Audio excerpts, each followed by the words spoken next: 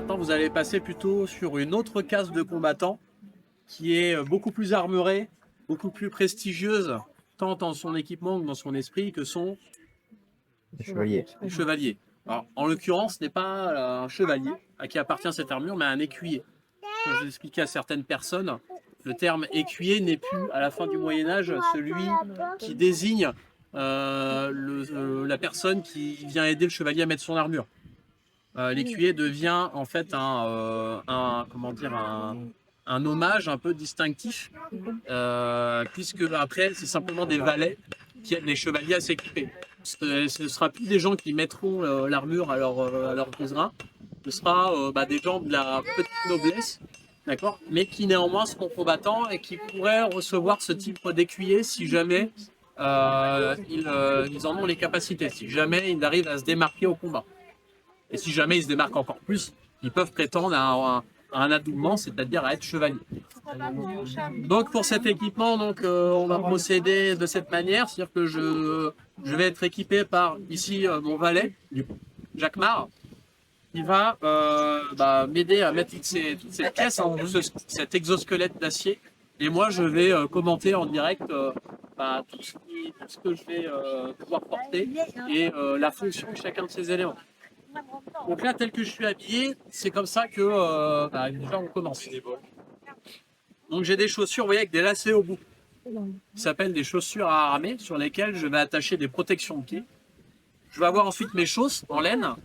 Certains ont également des chausses d'emboisé, c'est-à-dire des chausses un peu sur le modèle du pourpoint, donc plus épaisses et pourpointées, qui permettront de recevoir les harnois de jambes. Je disais tout à l'heure, le harnois, ça vient de s'arnacher, ça veut dire armure. Donc, ce qu'on appelle le harnois de jambe, c'est l'armure de jambe. Je vais avoir ensuite ici ce qu'on appelle une ceinture d'estrin qui va servir à supposer justement toute cette partie basse de l'armure sur laquelle je vais attacher ces pièces au moyen de lacets. Ensuite, pour la partie haute, je vais enfiler ici ce qu'on appelle un pourpoint armé qui va avoir exactement la même fonction que cette ceinture d'estrin, mais pour la partie haute de l'armure cette fois-ci.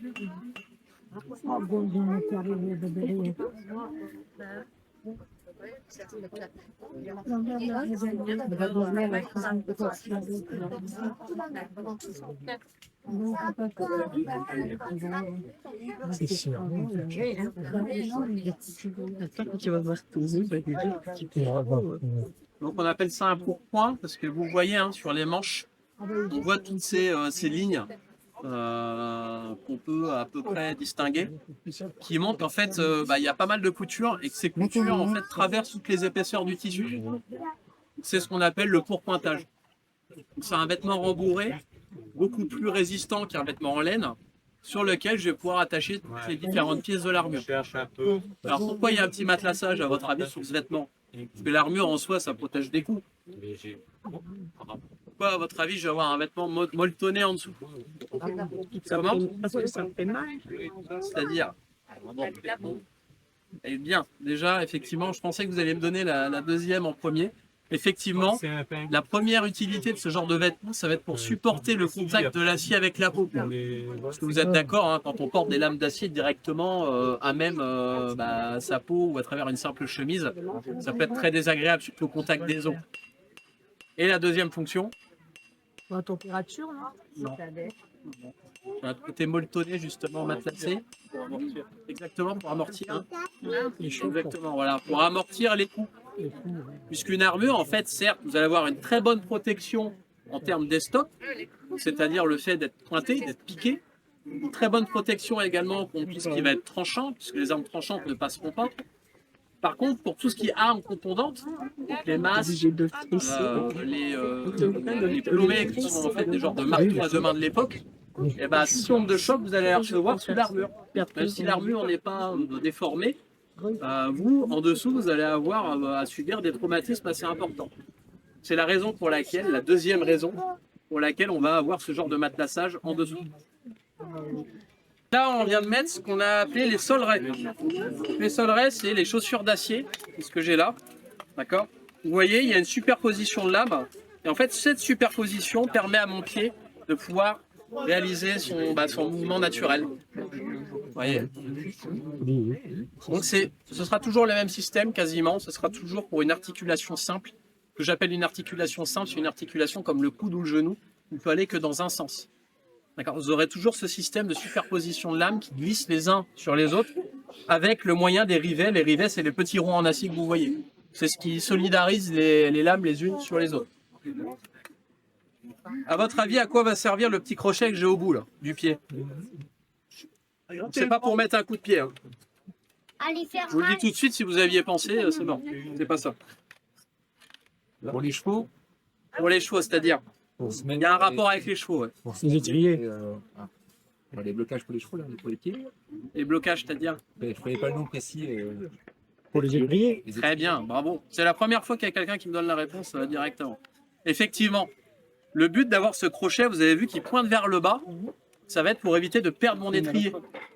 Si jamais mon étrier glisse, alors, soit il glisse vers l'arrière, mais dans quel cas il va se bloquer contre mon tibia, je ne vais pas le perdre, soit il va glisser vers l'avant.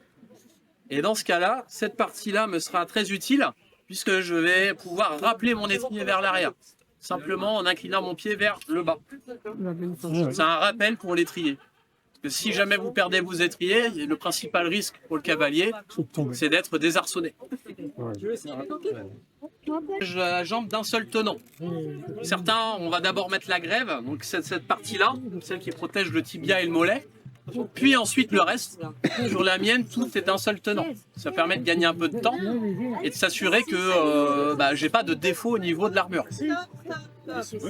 Donc, comme je vous disais, cette partie du bas s'appelle la grève. C'est un peu comme les danses traditionnelles, notamment les musiciens que vous voyez là-bas, et des danses un peu plus tardives. On a certains mouvements de bas de la jambe uniquement. Donc le mollet qu'on va envoyer en arrière qui s'appelle une grève. Et ben, au Moyen-Âge, c'est certainement le terme qui désignait la partie du bas de la jambe. Donc, souvent pour l'armure, on va réemployer la terminologie du corps humain. Preuve en est, cette partie-là, ça s'appelait la genouillère. Et celle-ci, le cuisseau. Alors vous voyez ici que j'ai une forme particulière au niveau de la protection. Vous voyez là? Il va s'appeler l'oreille ou l'ailette, parce qu'elle a une forme d'oreille. À votre avis, quelle est l'utilité de cette pièce-là en forme d'oreille? Empêcher les coups dans le creux du genou. Non, Ouais. Pourquoi? Parce que qu'est-ce qu'il y a au niveau du creux du genou? il n'y a pas de protection. Là, Non, mais dans le corps humain. les ligaments. Les tendons.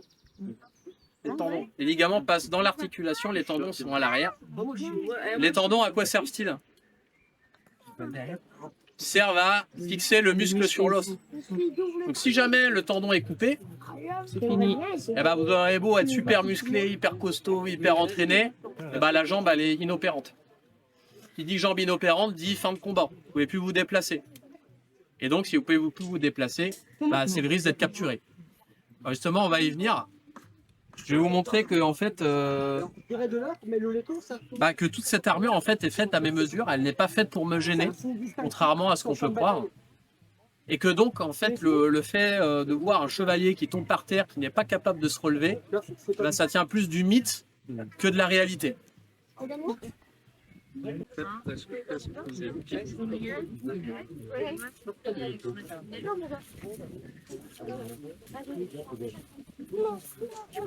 Normalement, il y a la tâche qui se met pile dans le dos et normalement il y a l'élastique pour le reste. Alors ensuite, on vient rajouter ici une protection de maille. Sachant tout à l'heure que je vous ai dit qu'il y avait des articulations simples, que j'appelais simples, d'accord, qui ne bougeaient que dans un seul sens. Pourquoi, à votre avis, on va mettre de la maille ici? Puisque de toute façon, la lame d'acier est plus performante que la maille. Il y a plus d'avantages à avoir de la lame d'acier en termes de protection. Donc pourquoi est-ce qu'on va mettre de la maille ici? Pour la mobilité. Parce que le tronc, il bouge. Pour garder la mobilité au niveau du bassin. Voilà. Pourquoi? Parce que le bassin... Il bouge dans plusieurs sens. Il y a pas de- Exactement. Parce que le bassin, en fait, il ne bouge pas que d'avant en arrière ou du côté droit vers la gauche. Il tourne à 360 degrés, contrairement à un genou. Donc c'est trop complexe de créer une articulation qui permet tout ce mouvement du bassin, notamment au niveau des fesses et de la zone pelvienne. Ici. Donc on va simplifier la tâche, d'accord? On va rajouter ici une jupe de maille, qui est effectivement une protection plus archaïque, hein, mais qui, dans ce cas-là, est tout à fait bienvenue. Pareil, le XVIe siècle, pour commencer à avoir des systèmes de plates d'acier qui arrive à protéger efficacement le cou et la gorge. Ouais. Au début du XVe siècle, nous, on représente une période qui est au début du XVe siècle vers Azincourt. On n'est pas encore à ce degré de technicité. Vous avez assez serré là? Je crois que non, vous avez un peu. Ouais, c'est mieux. Voilà. Donc un col de maille assez montant, vous allez vous rendre compte de pourquoi en fait de cette utilité, pourquoi est-ce qu'il est aussi haut. Alors cet ensemble que vous voyez là, c'est la cuirasse, qui est composée devant du plastron et de l'arrière de la dossière. Donc le but de cet équipement-là, ça va être de protéger tout ce qui se situe à l'intérieur de la cage thoracique. Donc tous les organes vitaux, les poumons, le cœur, etc. En fait, tout ce qui permet au corps de vivre. En général, c'est des pièces qui sont un peu plus épaisses que sur le reste du corps.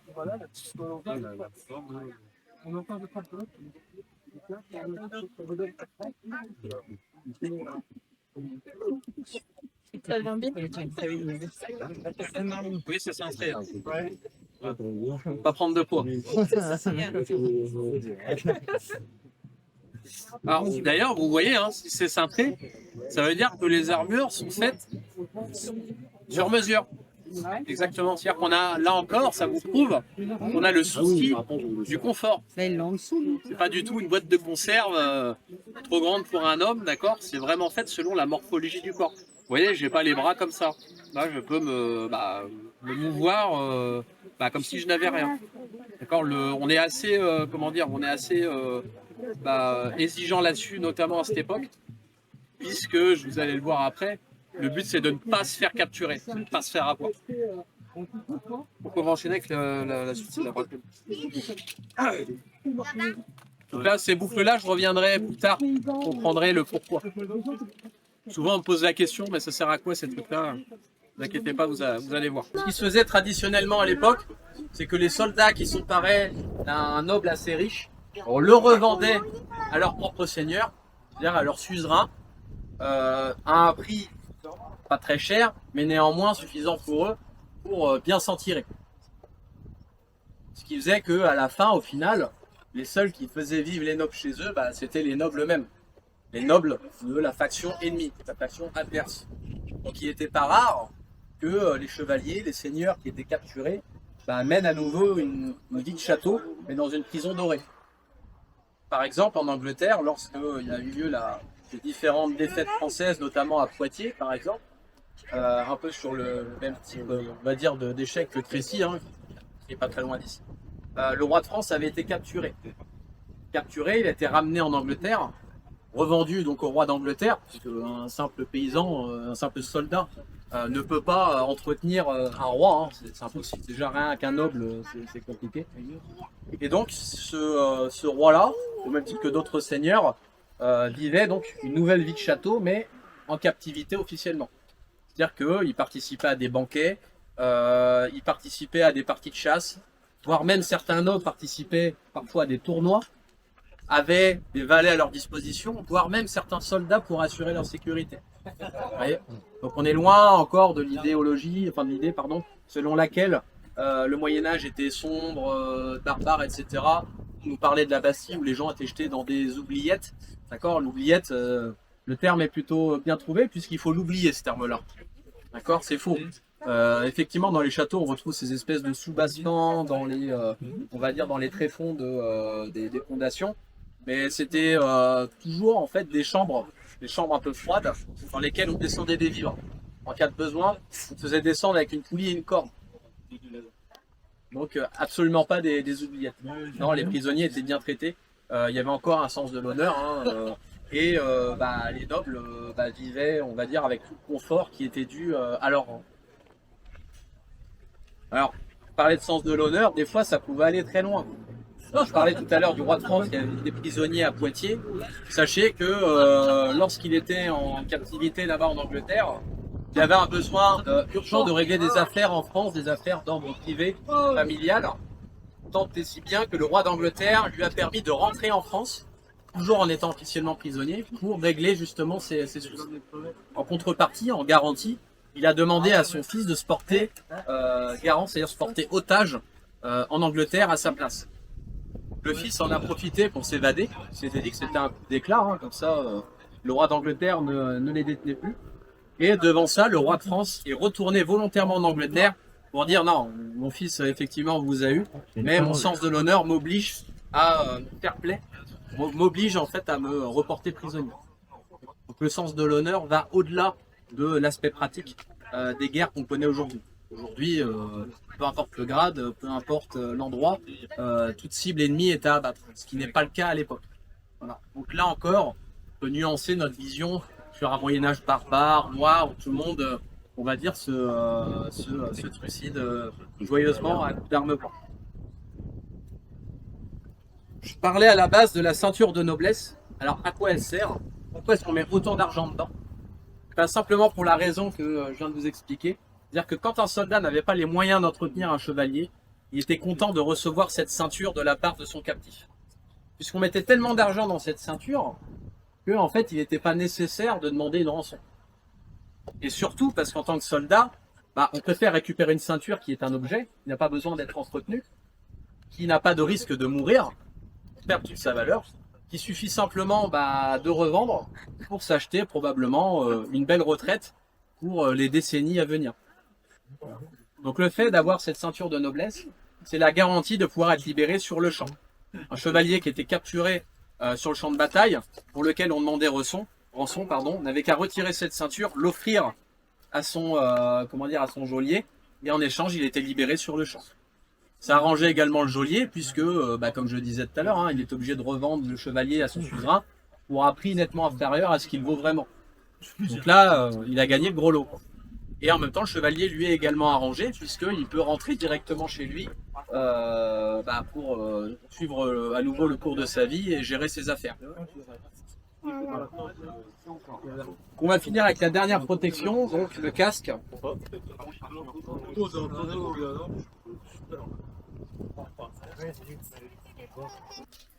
L'évolution de l'armement poursuivant sa route. On arrive ensuite donc du bassinet, celui que je vous ai présenté à l'instant, au grand bassinet. Alors, qu'est-ce qui change sur celui-ci? Voilà, il n'y a pas de base en maille, il n'y a pas le coltan de maille. À la place, on l'a remplacé par de l'acier. Donc il gagne un peu en taille, en verticalité. C'est la raison pour laquelle on l'appelle le grand bassinet. C'est une protection qui est vraiment à la pointe de la technologie à l'époque d'Azincourt. Vous avez remarqué que sur l'ancien casque, ce qui reliait la maille au casque, c'était une espèce de grosse bande de cuir. On continue à avoir ce visuel sur ce casque avec cette espèce de décoration dorée. Alors, ce n'a qu'un but décoratif seulement, mais ça permet de montrer justement cette évolution qu'il y a eu du casque. On continue à conserver quand même une mode visuelle de la période, mais simplement dans un but esthétique. Mais un but esthétique qui n'est pas si inutile que ça, parce que comme je vous disais tout à l'heure, ce qui est important, c'est de montrer sa richesse. Exactement. Donc, en montrant que je suis riche, là encore, c'est une partie de mon assurance vie sur le champ de bataille.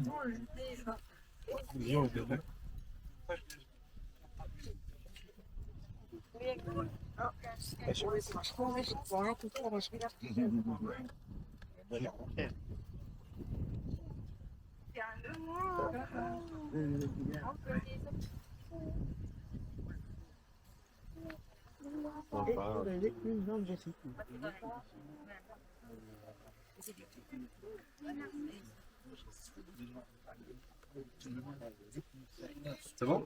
Ok, super. Donc pour ceux qui se posaient éventuellement la question de savoir à quoi servaient les boucles devant et derrière, maintenant vous avez la réponse. Dernière partie ici qui s'appelle, comme je disais, non pas la visière mais le mésaille, que je vais pouvoir manœuvrer moi-même sans l'aide de personne. Ici. Alors sachez que je vois très bien avec ce mésaille. Ce qui fait que quand j'ai un casque qui est parfaitement bien adapté à ma taille, dont les vières c'est les trous pour les yeux, sont bien en face des yeux, et bien juste en me concentrant sur mon objectif, sur mon adversaire, j'en arrive à oublier que j'ai une visière qui me cache la moitié du visage. Et je vois tout à fait bien à l'extérieur. J'ai quelques trous aussi qui me permettent de pouvoir respirer. Donc ce qui est bien par rapport à l'ancien modèle de casque, comme je disais, du Grand Home, c'est que selon mes besoins, si j'ai besoin de me reculer pour respirer un peu, ou de éventuellement avoir un peu plus sur les côtés, je peux très bien réouvrir mon mésaille tout seul et ne pas avoir ensuite à devoir finir le combat avec très peu de protection. Lorsque l'on est monté, on était parfois soumis donc à un choc frontal. L'armure est certes efficace, mais parfois il est intéressant de pouvoir renforcer cette armure avec une protection supplémentaire. Cette protection donc n'est pas un bouclier à proprement parler, puisque les boucliers en fait c'est le mot qui désigne toutes les familles de protection, on va dire de ce type. Là en l'occurrence c'est ce qui va s'appeler donc une targe. Une targe c'est un bouclier, on va dire que vous allez attacher sur le bras, qui n'a pas besoin d'être tenu dans la main et qui est principalement réservé aux cavaliers. Pourquoi? Parce que lorsque je suis monté, j'ai besoin de ma main gauche pour tenir mes rênes. Et il peut arriver que je sois obligé de descendre de cheval et combattre avec une épée à deux mains qu'on appelle une épée d'arçon. Donc je vous parlais tout à l'heure des arçons de la selle. Ça veut dire que c'est une épée qui est attachée directement sur le cheval. Bien de combattre avec une arme plus longue comme une hache noble, celle que je vous ai montrée tout à l'heure.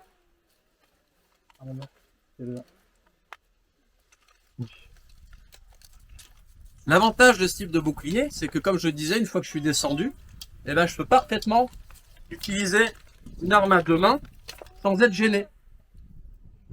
Chose que je peux pas faire avec d'autres types de protection, d'accord, comme par exemple l'écu. D'accord, je suis obligé de tenir dans la main. Ceux qui se demandent à quoi sert l'encoche ici, comme je vous disais, c'est principalement réservé aux cavaliers. Donc, à votre avis, qu'est-ce qu'on peut venir insérer ici au moment où je charge? Exactement, une lance. Puisque d'un côté, elle sera coincée sous l'aisselle, et de l'autre, elle viendra reposer dans cette espèce d'échancrure, d'accord, sans que je sois même obligé de la tenir.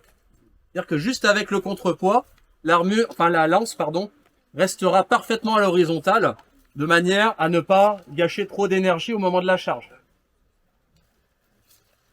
Donc vous voyez, hein, encore, hein, on essaie de gagner en confort, c'est-à-dire de préserver le combattant, de faire trop d'efforts jusqu'au moment de l'impact.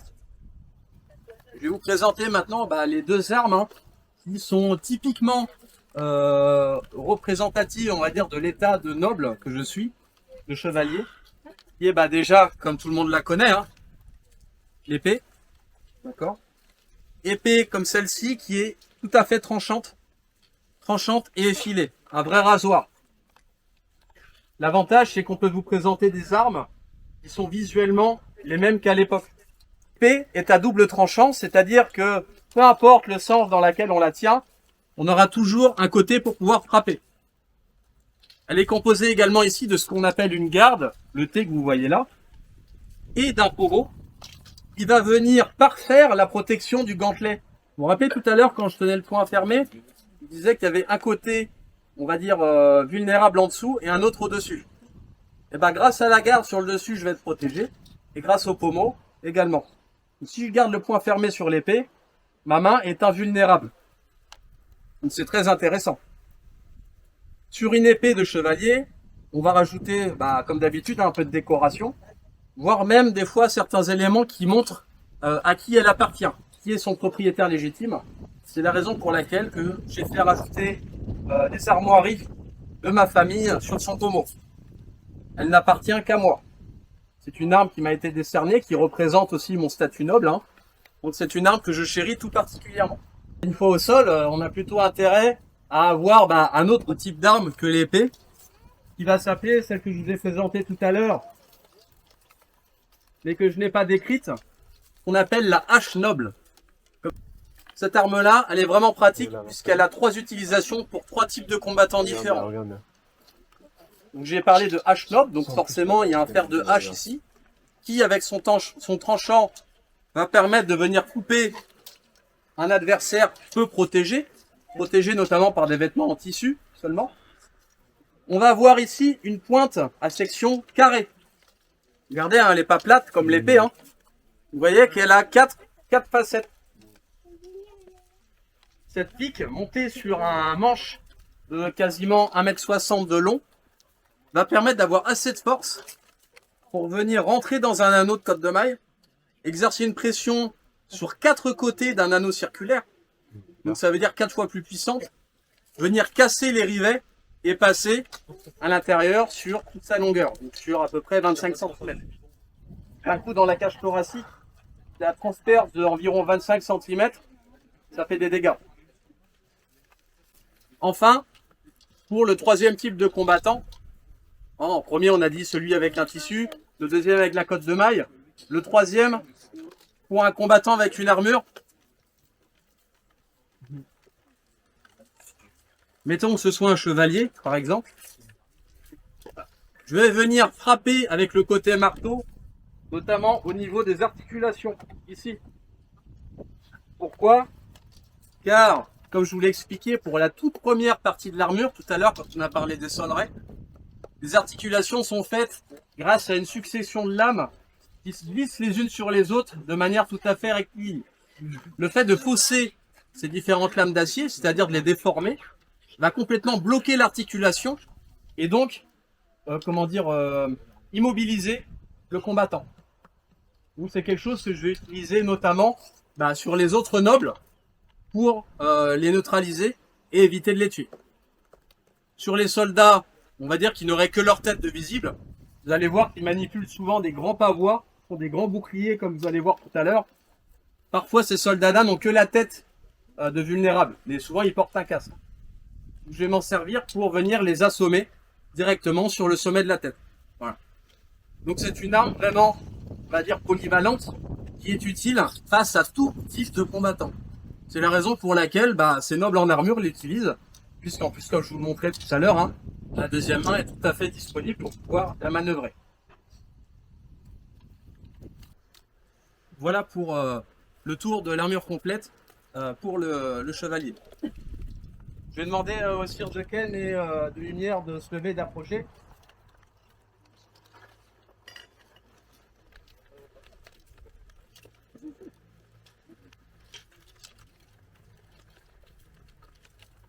Vous voyez qu'on a tous les trois des styles d'armure un peu différents. D'accord? Le sire de Lumière a une armure qui se rapproche un peu plus de la mienne. Tout à l'heure, je parlais de style italien, un peu arrondi, sans trop d'angles abrupts, etc. Vous voyez, son armure est assez proche de la mienne.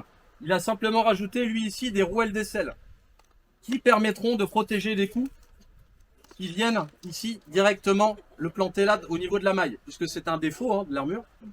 Mais à votre avis, pourquoi est-ce qu'on va rajouter des rouelles? Puisqu'il a également une protection de maille ici, et également au cou. On n'a pas rajouté d'acier ici. Mais à votre avis, pourquoi est-ce qu'on va chercher à rajouter de la protection à cet endroit-là? Est-ce que quelqu'un a une idée? C'est plus exposé, non? Alors, plus exposé à quel niveau? Parce qu'il y a des mouvements de bras, il y a des... Alors, non, c'est pas le bras, parce que le bras est un organe, on va dire, une partie du corps secondaire. Tout simplement parce que si je viens avec une arme qui le pique dans ce sens-là, est-ce que c'est son bras qui va être touché? Non, ce sera ses organes vitaux dans sa cage thoracique. D'accord? Donc le fait qu'il rajoute une rouelle ici, ça va permettre de le protéger de ces coups qui pourraient être particulièrement meurtriers. Voilà. Le sire de Ken ici, lui, comme je disais tout à l'heure, porte une armure à l'allemande.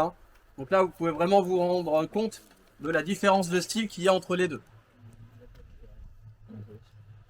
Merci mes seigneurs. Pour regagner vos places.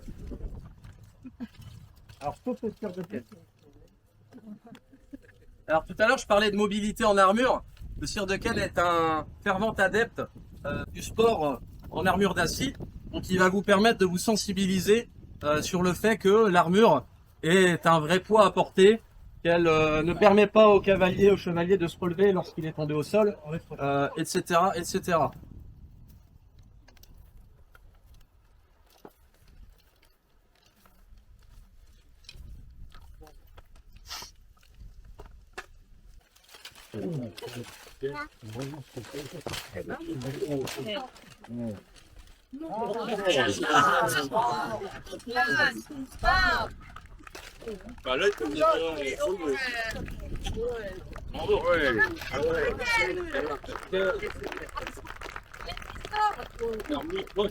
Bravo, sire de Ken. Donc voilà, vous pouvez vous rendre compte s'il est possible ou pas de se relever en armure. Tout à l'heure, je disais que toutes nos armures ont été produites fidèlement, à partir d'armures d'époque. Donc, vraisemblablement, un chevalier, même comme je disais, encore plus entraîné que nous, était certainement capable d'aller aussi vite que le sire de Ken pour se relever, sinon beaucoup plus rapidement. Donc, vous pourrez dorénavant prêcher la bonne parole, essayer de déconstruire un peu ce mythe du chevalier qui tombe au sol et est incapable de se relever, puisque c'est totalement faux. Il faut être capable à la guerre de se relever pour éviter, pour toutes les raisons que je vous ai données tout à l'heure, d'être immobilisé, de se faire capturer. Donc l'armure est tout à fait supportable, l'armure est mobile. Les batteurs d'armure ont étudié correctement le corps humain pour offrir une protection qui a duré plusieurs siècles. Si ça ne fonctionnait pas, elles auraient été rapidement abandonnées. Donc le but un peu de cette présentation était de casser tous ces mythes, toutes ces idées reçues sur l'homme en armure depuis les derniers siècles. Vous pourrez raconter à votre entourage, vos familles, etc. que l'homme en armure n'est pas du tout en fait un homme qui se retourne tel une tortue sur son dos, incapable de se mouvoir. J'espère que cette présentation vous aura plu, vous aura appris des choses.